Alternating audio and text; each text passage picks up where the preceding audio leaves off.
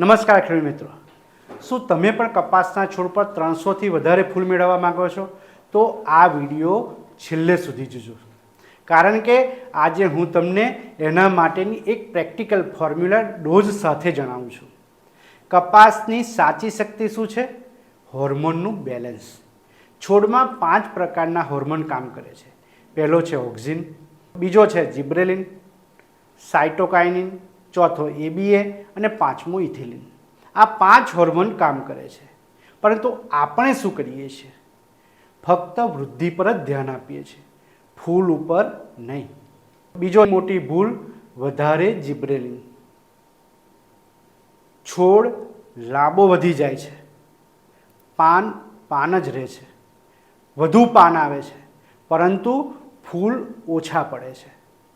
તેનો સીધો ઉપાય સાયકોસિલનો સ્પ્રે કરો. ડોઝ 1.5 થી 2 ml પ્રતિ લિટર પાણી. સમય 45 થી 60 દિવસ વાવણી પછી. ફાયદો શું થાય છે?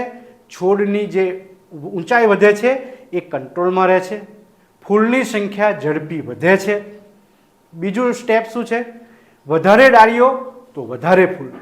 આ માટે સાઇટોકાઇનિન આધારિત પ્લાન્ટ ગ્રોથ રેગ્યુલેટરનો ઉપયોગ કરવો. ડોઝ 2 થી 3 ml પ્રતિ લિટર.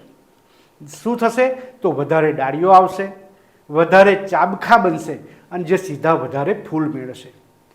ખાતર વ્યવસ્થાપન પણ સાચો ગેમ ચેન્જર છે. વધારે નાઇટ્રોજન આપવાનું બંધ કરો. 100% પાણીમાં દ્રાવ્ય NPK ખાતરો અને માઇક્રોન્યુટ્રિયન્ટ આપો.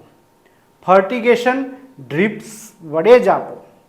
સંતુલિત પોષણ મળશે, ખાતર સીધું મૂળ સુધી પહોંચશે, ફૂલ વધારે અને મજબૂત બનશે. યાદ રાખો, સાચી રીતે આપેલું ખાતર એટલે ડબલ ઉત્પાદન. પાણીનું યોગ્ય વ્યવસ્થાપન ખૂબ જ જરૂરી છે. ખેતરમાં હંમેશા એક સમાન ભેજ રાખો.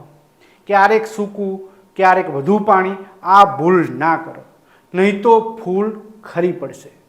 સૌથી મોટો દુશ્મન છે તણાવ, ગરમી, જીવાત અને પાણીની અછત, જે ઇથિલિન વધારે કરે છે અને ફૂલ ખરી પડે છે.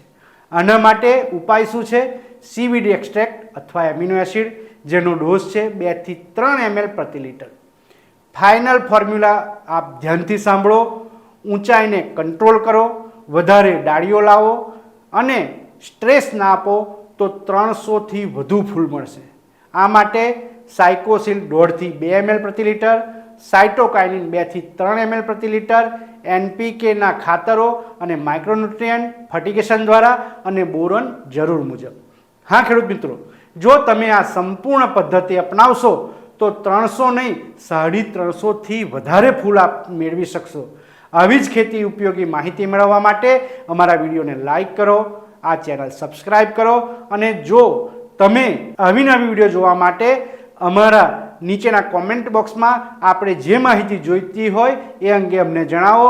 અમને એ માહિતી આપને પૂરી પાડવા પ્રયત્ન કરીશું. ધન્યવાદ.